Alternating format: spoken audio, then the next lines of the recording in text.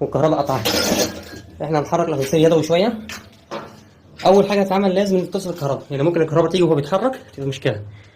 كده انت فصلت الكهرباء. دي الفرامل، كده انا مسيب الفرامل، وكده برضه انا مسيب الفرامل. المفروض دوت اللي بتحرك، يعني انا سايب الفرامل كده سايب الفرامل وبعدين احرك دي. كده مسكت الفرامل خلاص اهوت. هبدا احرك الاسانسير، انزله لتحت كده الاسانسير، لان النزول بيكون اسهل من الطلوع، فانا طول ما بنزل كل ما يكون اخف، لو لفيته ناحيه ثانيه يكون اصعب.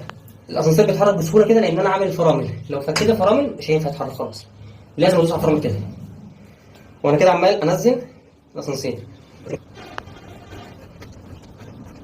انا عايز اقول ان ديت لا عمارتي ولا انا ساكن هنا، بس في واحد محبوس تحت. احنا كده وصلنا يعتبر لتحت خالص الاسانسير. نرجع الفرامل تاني زي ما كانت وننزل بقى نطمن نشوفه طلع ولا لسه. دلوقتي في واحد محبوس في الاسانسير والكهرباء